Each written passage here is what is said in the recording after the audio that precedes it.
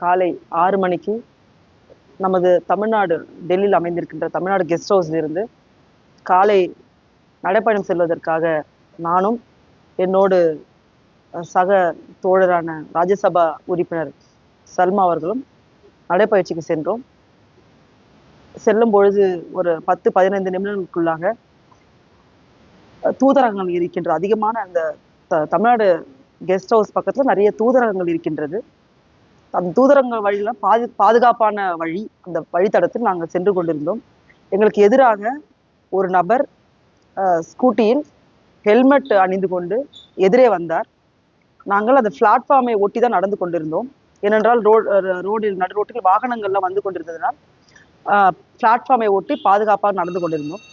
எதிரில் ஒரு நபர் வந்தார், ஸ்கூட்டரில் ஹெல்மெட் அணிந்து கொண்டிருந்தார். நான் நினைத்தேன் அவருக்கு வழி விட்டுட்டு போவோன்னு நான் கொஞ்சம் விலகினேன். விலகிய பொழுது ரொம்ப அருகில் வந்தவர் என் தங்க சங்கிலியை பிடுங்கினார். நான் ரியலைஸ் பண்றதுக்குள்ள துணியையும் டோர் மை க்ளோத்ஸ், துணியை இழுத்து அறுத்து விட்டார்.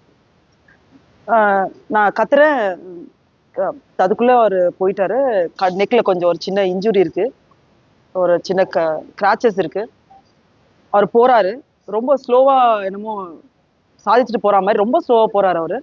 நான் கத்துறேன், சாலையில கொஞ்சம் பேர் இருந்தாங்க, நானும் கத்துறேன். என்னோட இருந்த சக எம்பியும் ஹெல்ப் பண்ணுங்கன்னு நாங்க கத்தும் பொழுது அங்க யாருமே ஒருவர் கூட வரவில்லை. எனக்கு ரொம்ப ஷாக்கா இருந்தது. ஸோ அதுக்கப்புறம் நான் திரும்பி நடந்து மறுபடியும் தமிழ்நாடு கெஸ்ட் ஹவுஸ்க்கு திரும்பி வரோம். ஒரு 2 மினிட்ஸ் டிஸ்டன்ஸ்குள்ளேயே 2 மினிட்ஸ்குள்ளேயே நான் வந்து ஒரு டெல்லியோட பேட்ரோல் வெஹிக்கிளோட பார்த்தேன். உடனடியாக நானும் சக நாடாளுமன்ற உறுப்பினரும் விரைந்து சென்று அதுல 2 காவல் அதிகாரிகள் இருந்தார்கள். விரைந்து சென்று சொன்னேன், இந்த மாதிரி ஒரு செயின் வந்து பறிச்சுட்டு போயிட்டாரு, கொஞ்சம் நீங்க வந்து புடிங்க அவரை அப்படின்னு சொல்றேன். என் துணியை கிழிந்திருந்தது, என்னோட ஆடை கிழிந்திருந்தது. அதை பார்த்து சுச்சுவேஷனை உணர்ந்து கொண்டு சிம்பிளா அவர் வந்து உங்க பேர் கொடுங்க, உங்க ஃபோன் நம்பர் கொடுங்க, நீங்க வந்து போலீஸ் ஸ்டேஷன்ல கம்ப்ளைண்ட் கொடுங்க, இதுதான் அவர் பேசின பேச்சு.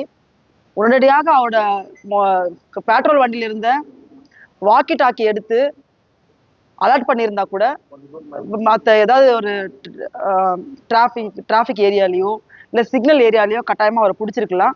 ஆனா அதை வந்து சிம்பிளாவே இந்த போலீஸ் வந்து என்ன ஹேண்டில் பண்ணது வந்து எனக்கு செயின் பறி கொடுத்தது, அந்த நடந்த சம்பவத்தோட அதிர்ச்சியை விட டெல்லி காவல் அதிகாரிகள் நடந்த அதிர்ச்சி தான் பயங்கரமா இருந்துச்சு. எனக்கு எந்த ஒரு ரெஸ்பான்ஸும் பண்ணாம